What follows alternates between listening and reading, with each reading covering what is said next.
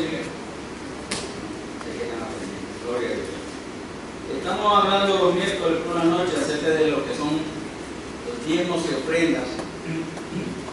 La semana pasada estuvimos hablando y algo importante, que es la necesidad de usted y yo, de cualquier cristiano, saber y entender bien el inicio, o sea, el porqué de los diezmos, el porqué de la ofrenda, tener un background, tener un fundamento histórico correcto, saber, claro, lo que la Biblia dice acerca de este tema, que no es, como estaba diciendo el hermano Eduardo, durante la campaña lo repitió muchas veces, no es una idea de la iglesia, no es un invento de los pastores. Lamentablemente el mundo se cree que a esos vividores, esos ladrones, sí los hay, sí hay ladrones, sí hay vividores en el mundo pastoral, lamentablemente sí, pero también hay muchos ladrones en la iglesia. Hay muchos hermanos, hay muchas hermanas cristianas que le roban a Dios.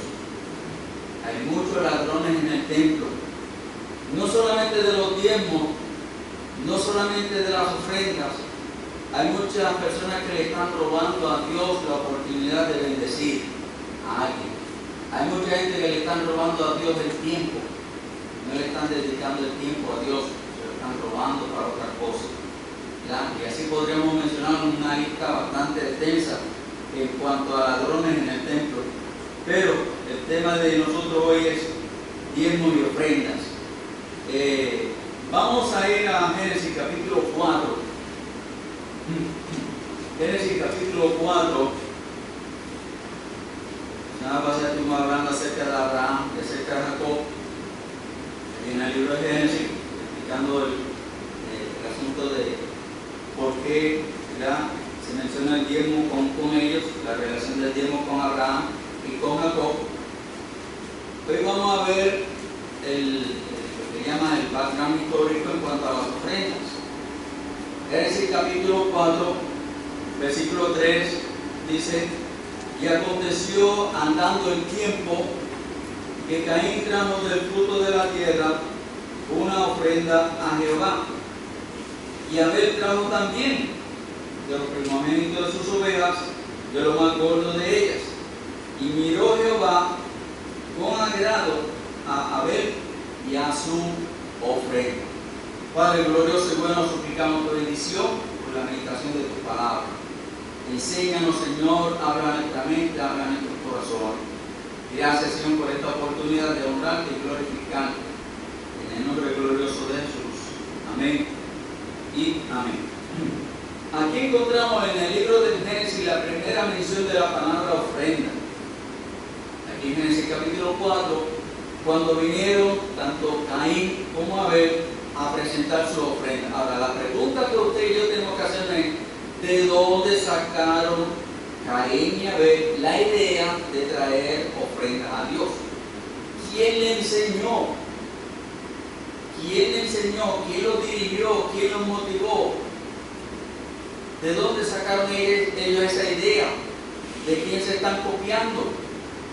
El principio bíblico de las ofrendas lo encontramos en el mismo capítulo 3 de Génesis, cuando vemos a Dios, después que Adán y Eva pecaron, Dios los reprende y Dios ya toma una decisión bien importante que dice en el versículo 21: Jehová Dios hizo al hombre y a su mujer túnicas de pieles y los vistió.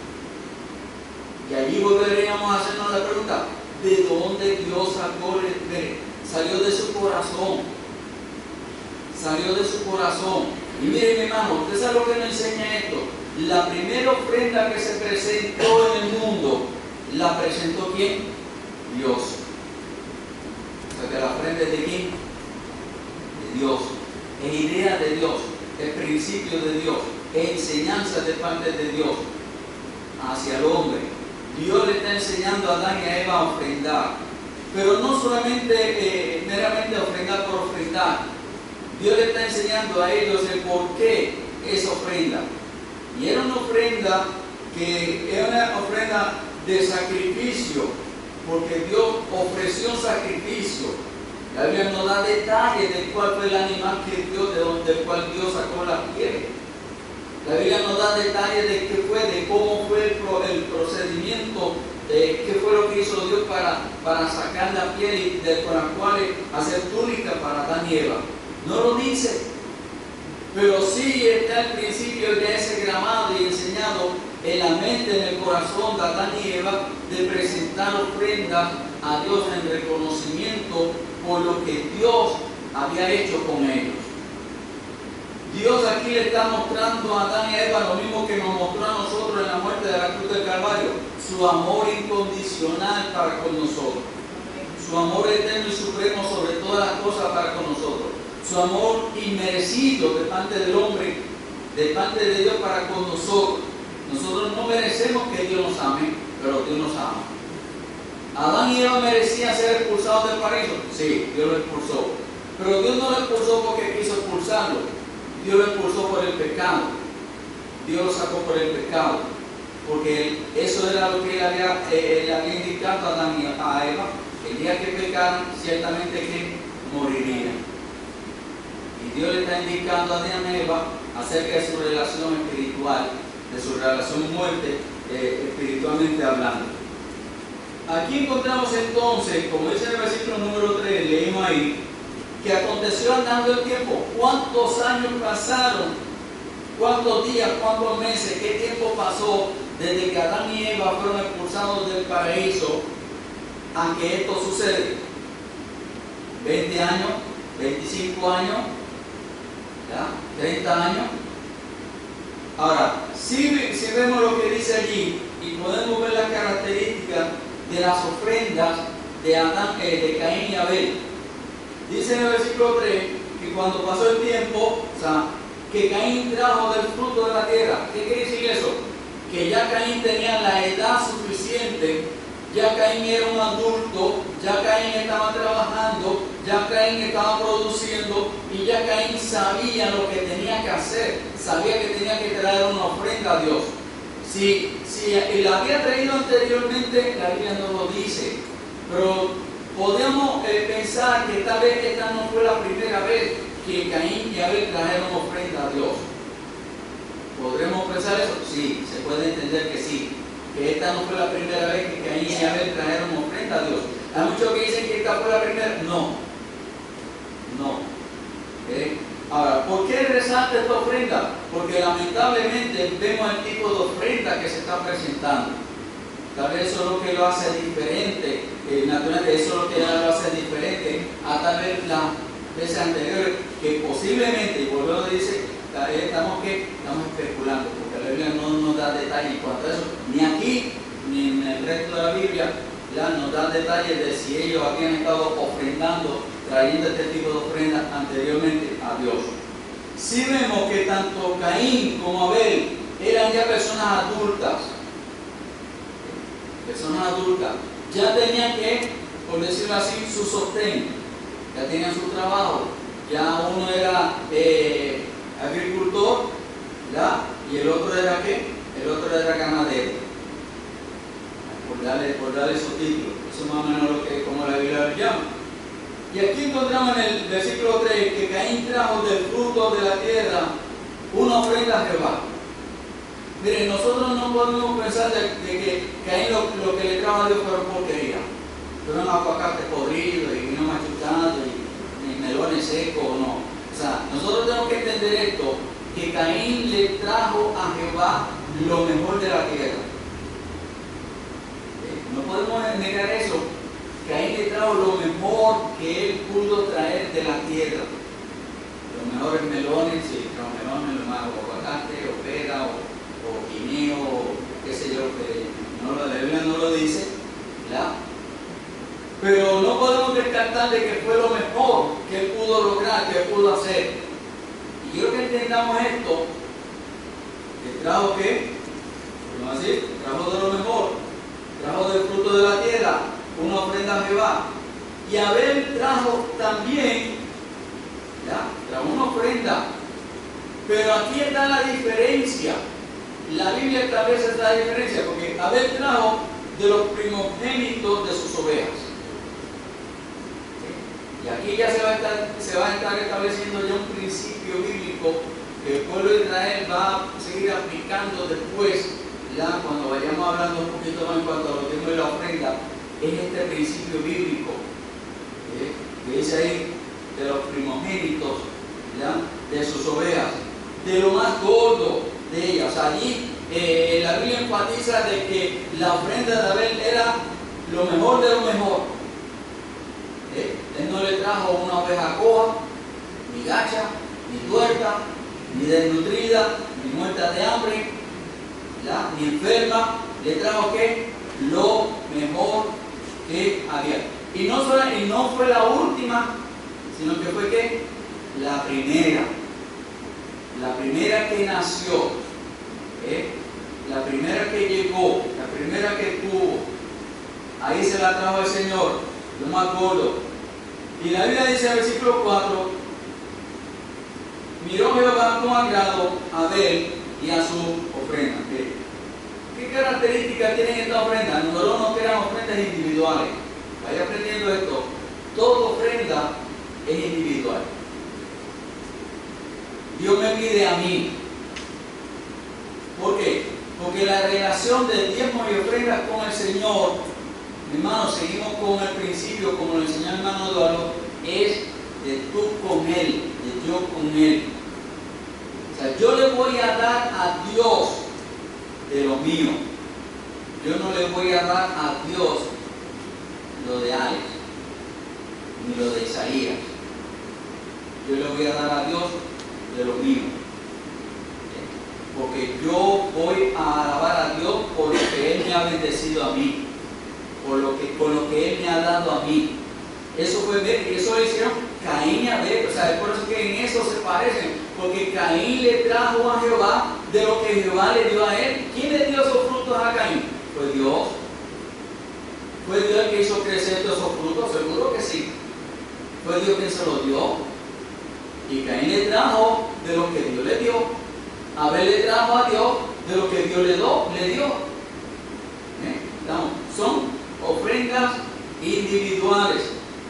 Son ofrendas voluntarias. No vemos, en la Biblia no dice en ningún sitio de que Dios obliga al hombre ni a diezmar ni a ofrendar. Dios no lo obliga. Abraham no dio los diezmos obligados. Jacob no ofreció guardar los diezmos obligados. Aquí no vemos a Caín y Abel trayendo su ofrenda por obligación. Un asunto individual y fue un asunto como voluntario. O sea, fue un asunto de corazón, de nuestro corazón. Nosotros diezmamos, nosotros ofrendamos según el agradecimiento que tenemos en nuestro corazón. Si usted es un cristiano agradecido, usted va a diezmar y usted va a ofrendar. ¿No es así? Mi hermano, ese es el principio, desde el principio de los principios, eso es lo que estamos viendo en la Biblia. Que es un asunto individual y que es un asunto voluntario. Y que es lo mejor. Volvemos otra vez, mi hermano. Enfatizo en esto. Caín le trajo a Dios lo mejor de su fruto. Pero Abel también le trajo a Dios lo mejor de su ganado, los primogénitos, la más gorda, o sea, enfatizando de que era lo mejor que tenía en su ganado. Ahora, ¿cuál era la diferencia? ¿Cuál era la diferencia? Eso es lo que mucha gente no puede ver y entender. Que una fue conforme al corazón de Dios y la otra fue conforme al corazón del hombre. Si alguna vez a ustedes le preguntan ¿cuántas religiones hay en el mundo? ¿Cuántas religiones hay en el mundo? ¿Quién sabe?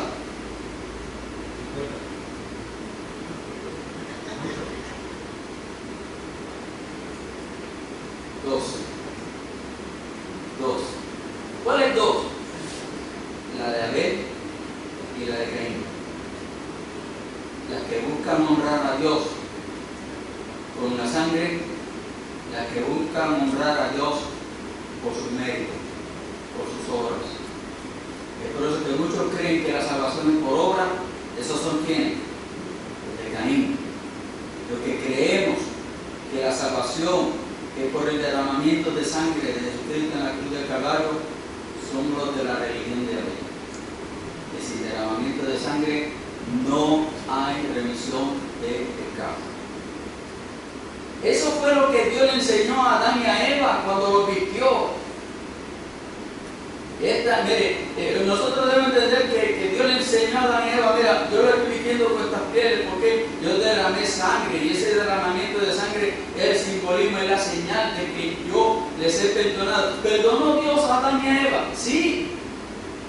Adán y Eva, ¿están en el cielo o están en el infierno? ¿Quién sabe dónde están? ¿Dónde están Adán y Eva? ¿Están en el limbo? ¿Están en el purgatorio? ¿Y dónde están? Están en la gloria con el Señor. ¿Por qué? Porque Dios los vistió. ¿Verdad de eso? Dios los vistió, y para Dios vestirlos derramó sangre. Y eso fue el principio que Dios le enseñó a Adán y Eva. Tú me vas a traer ofrendas a mí. De lo que yo te doy, tú me vas a dar a mí lo mejor. Y en eso mejor tiene que haber ¿qué? Tiene que haber sangre. Es por eso que la Biblia dice ahí en Génesis capítulo 4, ¿verdad?, que Dios miró con agrado la ofrenda de Abel. Y no miró con agrado la ofrenda de ¿quién? De Caín. Igual le digo, no es que Caín haya traído una porquería. Caín trajo lo mejor que él pudo. Pero mi hermano, lo mejor que usted pueda no sirve para alcanzar su salvación. Lo mejor que el hombre pueda hacer para agradar a Dios, la Biblia dice en el libro de Isaías, capítulo 64, versículo 6, es trapo de inmundicia. Es una porquería. Y eso fue lo que Dios prácticamente le quiso decir a Caín: trae lo que tú me trajiste, es una porquería. Y aquí vemos, mi hermano, cómo Dios nos enseña a nosotros la necesidad de enseñar, le está enseñando al hombre la necesidad de, para poder agradar a Dios, esa ofrenda que tú me tienes que traer va a ser naturalmente individual, es tuya, es voluntaria, es de tu corazón, conforme a tu agradecimiento, pero sobre todo tiene que tener sangre. Eso es lo que se establece allí. A ver, para poder hallar la gracia, el agrado de Dios, presentó un animal primogénito de su oveja, lo más gordo de ella. ¿Ya? ¿Por qué? Porque eso traía ¿qué? Sangre. Traía sangre. ¿Ven? Ahora, las ofrendas no se van a volver a mencionar hasta el libro de ¿qué? De Éxodo. Ahora, pero quiero que vayamos un momentito a Génesis capítulo 8. ¿Por qué?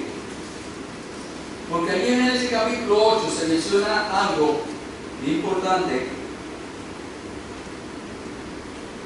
Pasando, como dice Génesis capítulo 4, pasando el tiempo, andando el tiempo.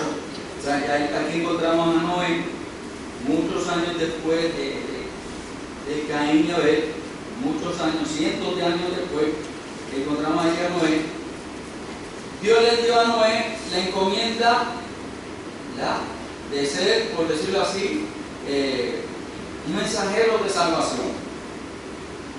El instrumento que Dios iba a utilizar para proveerle al mundo en aquel entonces la salvación, que siempre ha sido y será por medio de la fe. Siempre la salvación ha sido por medio de la fe. En el tiempo de Noé la salvación siempre fue por medio de la fe. ¿Por qué? Porque la Biblia dice que en aquel entonces no llovía, no se sabía lo que era la lluvia, mucho menos se sabía lo que era una inundación. Y el mensaje de Noé era que Dios había de destruir el mundo con qué? Anegado en agua. Y cuando empezó el diluvio, aquí encontramos ya después del diluvio, después de leer los capítulos del 6 en adelante, hasta ahí, hasta el capítulo 8, ¿ya? Cómo Dios ayudó durante 120 años, Dios guió a Noé para la construcción del arca, en el cual, como dice la Biblia, solamente 8 personas fueron salvas. ¿Por qué? Porque creyeron. Dios, la Biblia dice que Dios, Noé halló que gracia delante de Jehová. Noé halló gracia. Y Dios le permitió no solamente a él, sino a su familia, ¿ya? Encontrar la salvación de la destrucción del mundo en ese entonces. En el capítulo 8, versículo 20, ya encontramos a Noé ya llegando a tierra seca, después de estar tanto tiempo navegando, ya llegan a tierra, ya para poder redimir el tiempo. Dice ahí en el versículo 20, edificó Noé que un altar a Jehová, y tomó de todo animal limpio y de toda ave limpia y ofreció holocausto en el altar. ¿De dónde Noé aprendió eso? ¿Lo aprendió de quién? De sus antepasados. ¿Ya? ¿Lo aprendió de sus padres? ¿Lo aprendió de su familia? La Biblia no menciona de que se estuvieran ofreciendo holocaustos, se estuvieran ofreciendo sacrificios, porque nosotros cuando hablamos de crear y fabricar altares para ofrenda de sacrificio de agradecimiento, pues mire, mayormente vamos a dónde? Vamos a donde Abraham, vamos a donde Isaac, vamos a donde Jacob. Pero la primera persona en edificar un altar en el cual se presentó un holocausto, y holocausto quiere decir una ofrenda que sube, una ofrenda que sube. Fue Noé. Tan pronto salió de la, mire, tan pronto salió del arca y no se puso, ay, qué rico salir de esa verte. Él no hizo nada más, no hizo una casa para él, no sembró la tierra, no hizo nada. Lo primero que hizo Noé cuando salió del arca es mostrarle agradecimiento al Señor por la forma en que Dios lo salvó. ¿Cómo Dios lo salvó? Por la fe. Por la fe. La fe de Noé fue lo que lo llevó a la salvación. Y allí nosotros encontramos a Noé presentando una ofrenda de agradecimiento a Dios. Y nosotros, usted lee en el Antiguo Testamento muchas veces esa expresión de presentar holocausto, de presentar un holocausto, de presentar un holocausto. Miren, todos los holocaustos, la mayoría de los holocaustos eran ofrendas de agradecimiento a Dios. De agradecimiento al Señor por algo glorioso, algo maravilloso, algo grandioso que Dios había hecho, había mostrado para con esa persona o para con el pueblo de Israel. Y aquí encontramos a Noé demostrando ese agradecimiento al Señor, creando, levantando desde un altar, ¿ya? Y mire lo que dice ahí: tomó de todo animal limpio. Él sabía cuáles eran los animales que tenía que sacrificar. Sí, porque acuérdense que cuando él iba a construir el arca, Dios le hizo una lista. Y le dijo, de todo animal limpio, o sea, usted lo puede leer en el capítulo 6 de aquí de Génesis, para que sepan la lista que Dios le dio a Noé de cuáles eran los animales limpios y cuáles eran los animales inmundos para Dios. Y de los animales limpios, y mi hermano, eso vuelve a través nos enseña a nosotros, que nosotros cuando le ofrendamos a Dios, le ofrendamos que lo mejor. Lo mejor. Lo mejor. Siempre Dios merece lo mejor. No lo bueno, cuidado con eso, no lo bueno, porque eso fue lo que le trajo aquí, eso fue lo que le trajo a Abel, Caín. Dios merece lo mejor. No le pudo haber dicho, espérate, no, esta está bonita, esta está buena, esta no va a comer comida a nosotros. Mira, que tropezó con la piedra, échamela para acá, sabe que no. La Biblia dice ahí, la Biblia, de todo animal limpio y de toda ave limpia ofreció holocausto en el altar. Versículo 21, y percibió Jehová, recibió Dios Óigame, ese olor grato, para Dios era olor grato. Uno no sabe que huele tanto animal muerto quemándose, ¿verdad? Pero para Dios, eso era que olor grato. A Dios le agradó, a Dios le gustó. ¿Por qué? Porque volvemos otra vez a ver qué, derramamiento de sangre. Amén. ¿Me siguen? ¿Están conmigo? ¿Amén? Eso es lo que Dios le está enseñando al pueblo de Israel. Y eso es lo que Dios le está enseñando a nosotros. ¿A quién le gusta el aire acondicionado que tenemos aquí en el templo? Levanta la mano. ¿Le gusta? Aquí. ¿A quién le gusta el edificio amplio y cómodo que tenemos? ¿A quién le gusta la guagua en que la trajeron? No estoy hablando del chofer, estoy hablando de la guagua. Ahora, ¿de dónde sale eso? De la ofrenda. De la ofrenda. Yo me acuerdo cuando yo estaba pastoreando en San Germán, había una familia que se llamaba Edwin, o se llama, yo creo que no se ha muerto todavía, y ella se llama Nancy. Ellos tenían 3 muchachos. Una vez Nancy me llama, eran como a las 2, 2:30 de la mañana. Ella era, perdón que estoy utilizando, ¿usted ve Ángel? Así, pero más grande. 300, ¿cuánto eran? 300, ¿cuánto tú pesas? 2:30. ¿Ah? Sí. 100, como 300 y pico libras. Imagínense. Y el Edwin, como Edwin. Sí, o sea, bajito, o sea, no es lo mismo que tener, digamos, esa señora así casada con un Juan como el de él. No.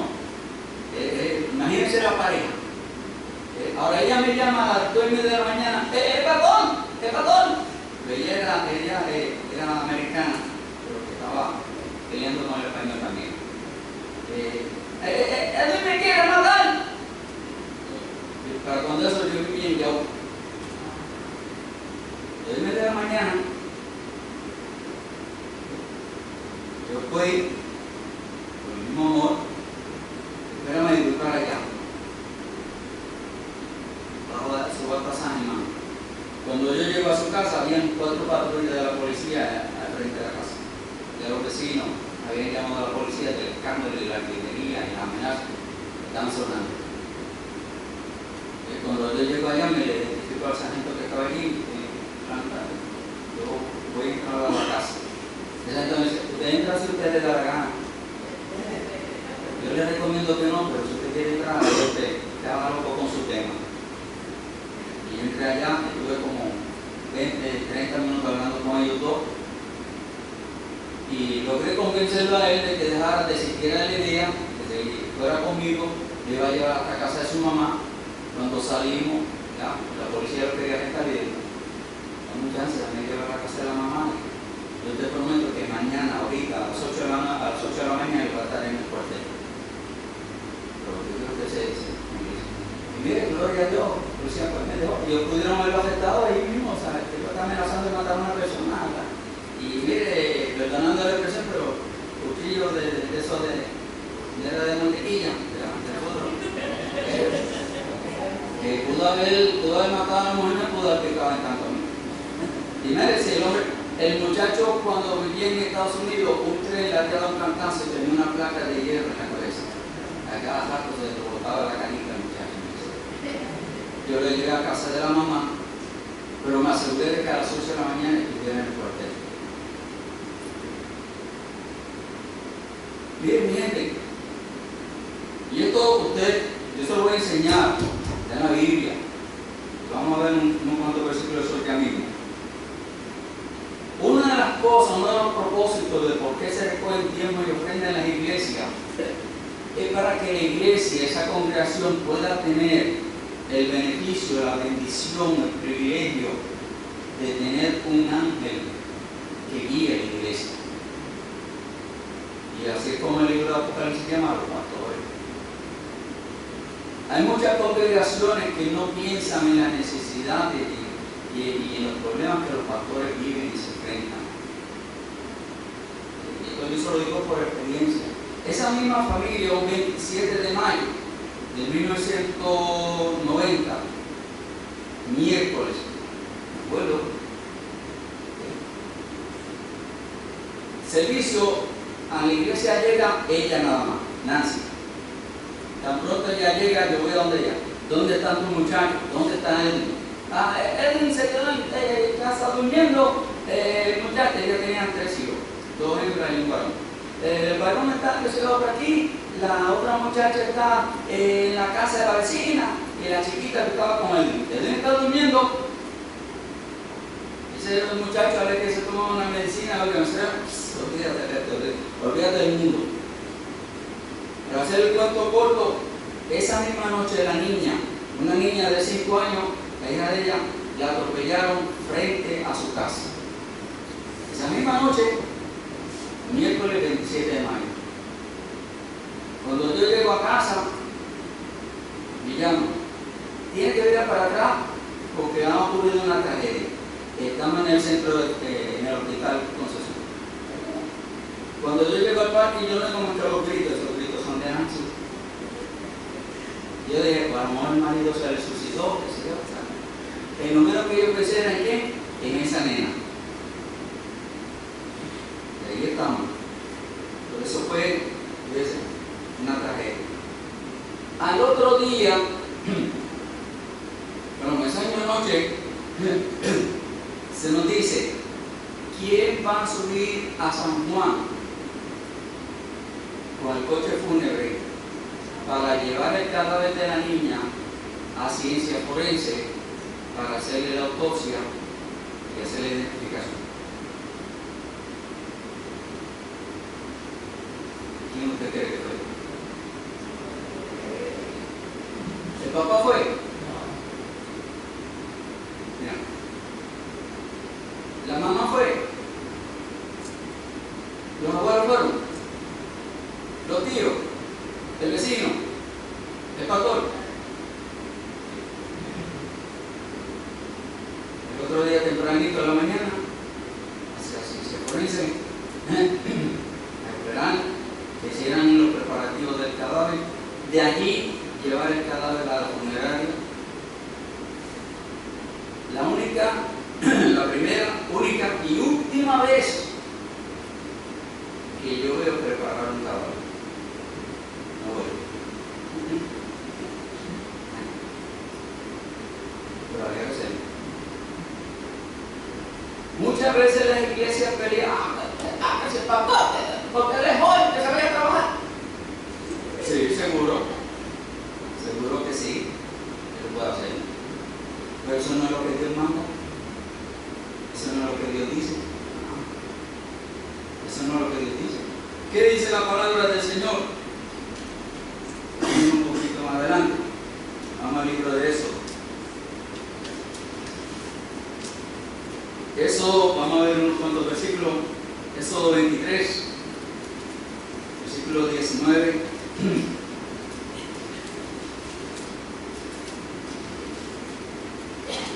Éxodo capítulo 23, verso 19.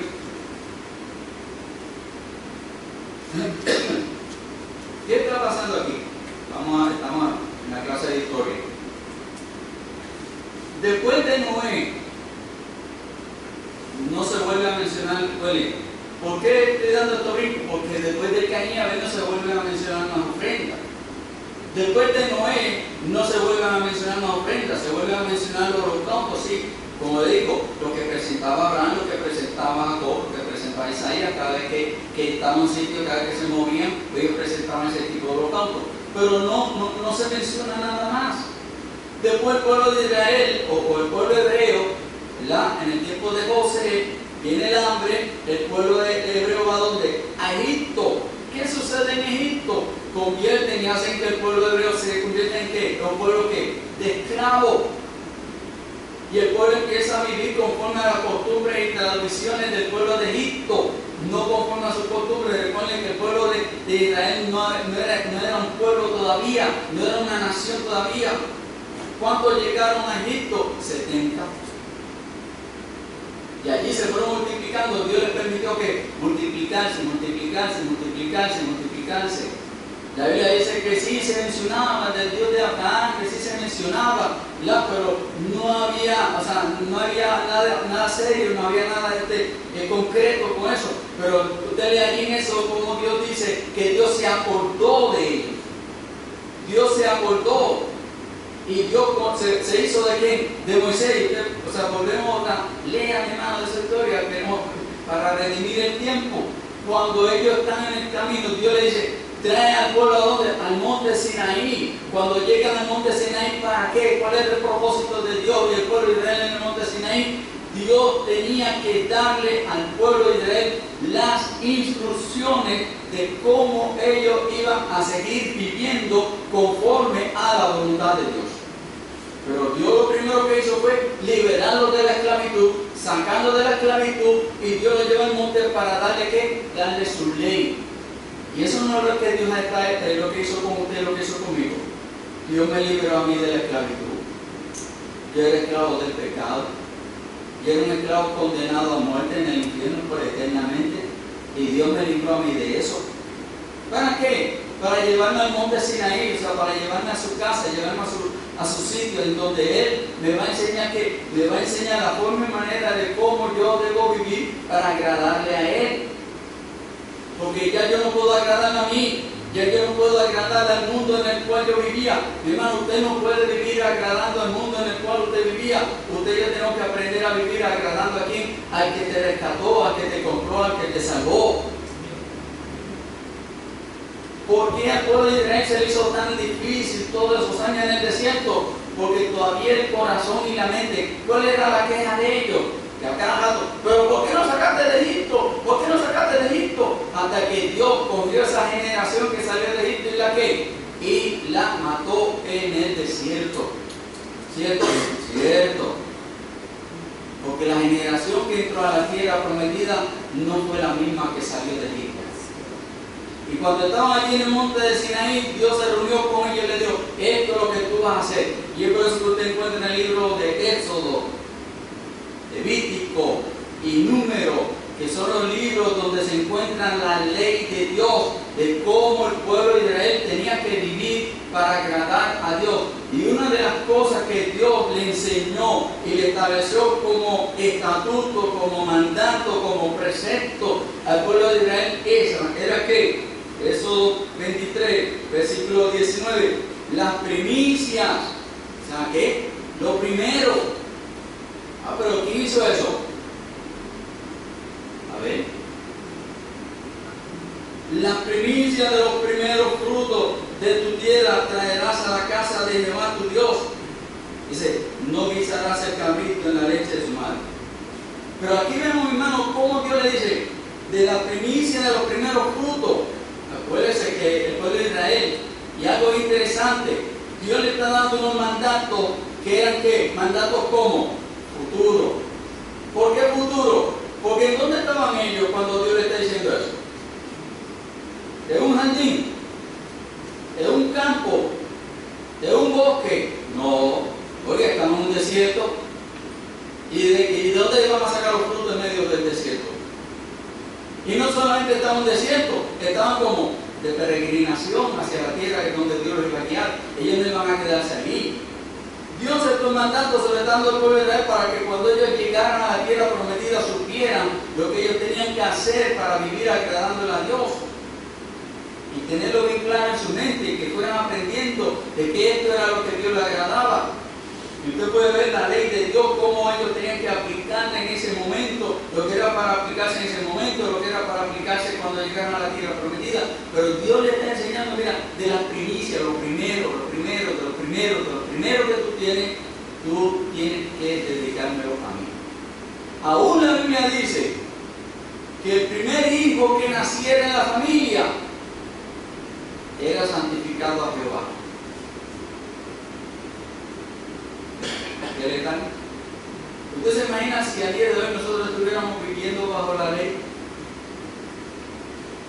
Pero esos principios bíblicos se nos enseñan a nosotros para que nosotros vayamos aprendiendo lo que la Biblia nos enseña en cuanto a diezmo y ofrenda. Seguimos leyendo. Vamos a seguir. Vamos al libro de Números. Números. 18. Número 18, 26. Número 18, 26. Número 18, 26. Así hablarás a los levitas. ¿Quiénes eran los levitas?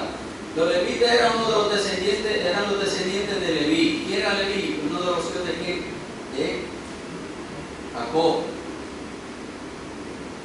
Y los levitas fue la tribu que Dios, no Moisés, no Aarón, Dios escogió para que se encargaran de todo lo que tenía que ver con el tabernáculo en ese entonces y que todo lo que fuese a tener que ver con el templo cuando el templo estuviera.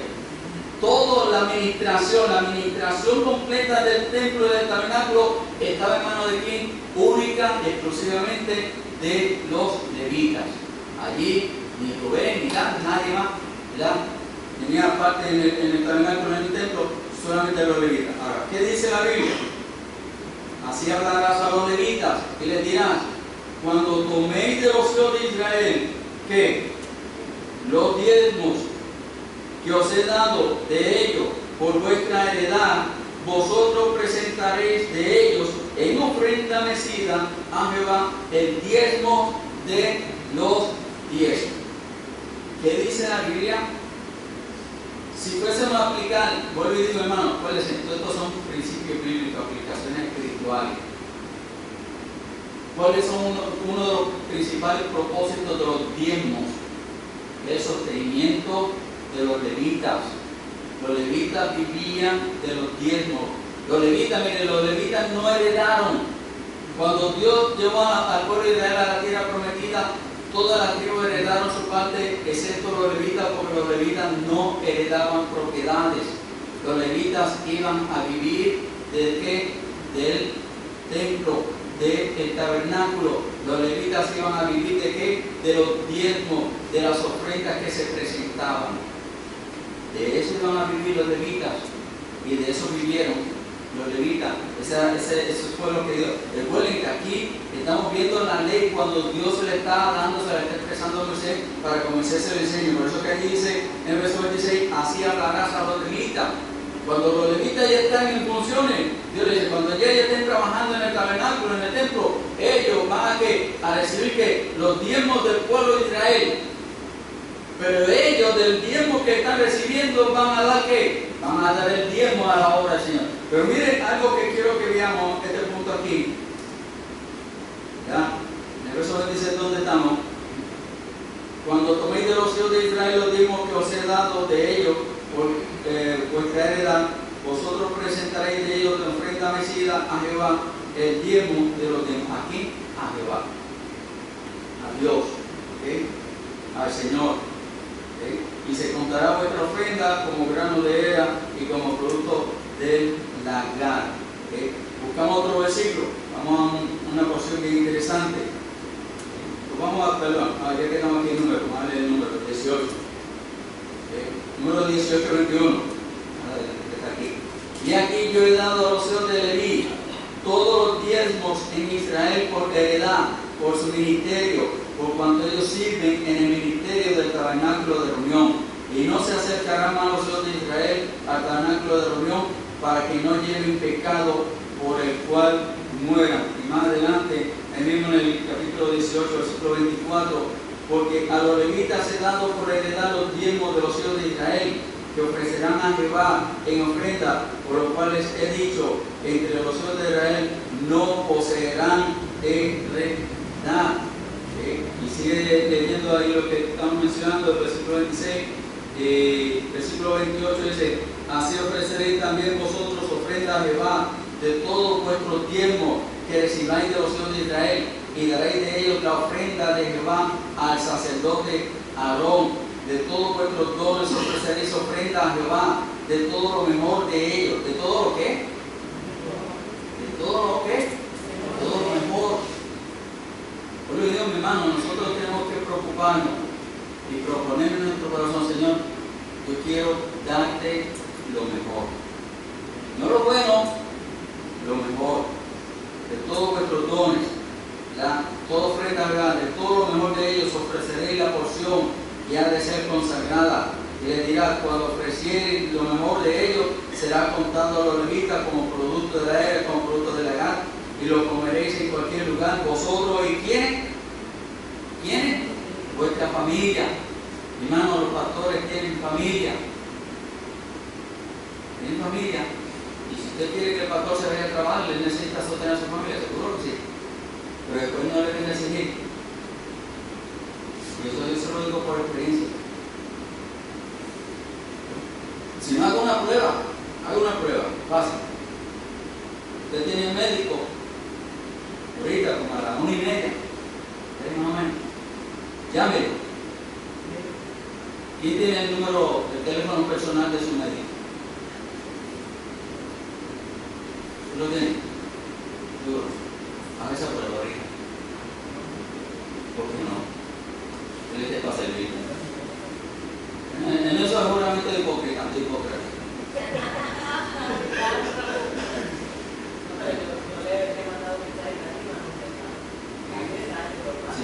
ok. Pero llámale que vaya a tu casa. Ahí está. ¿Entiende lo que le digo? Yo siento que hacer con cualquier profesional. Le hace eso con cualquier profesional. Ahora, y a usted no le está mal, pero que usted llame al pastor y que el pastor no llegue. El pastor no me ama.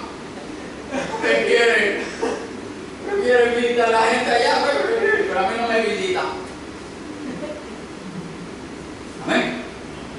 Sí, es así. No me venga como un confirmado. Si lo conocemos. Así, somos así. Amén. Y bien, hermano, no se preocupe, vamos a seguir aprendiendo, vamos a seguir viendo lo que la Biblia nos dice en cuanto a los diezmos y en cuanto a lo aprendemos. Padre glorioso y bueno, te seguimos alabando, dándote a ti toda la honra y toda la gloria, Señor.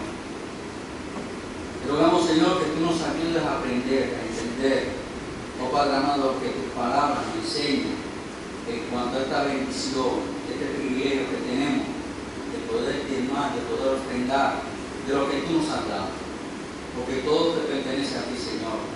Aún nosotros te pertenecemos. Nosotros no somos dueños de nosotros mismos, porque nosotros no hemos podido crearnos a nosotros mismos. Existimos por tu gracia y por tu misericordia. Gracias, Señor, por este tiempo. Bendice tu pueblo en el nombre glorioso de Jesús. Amén.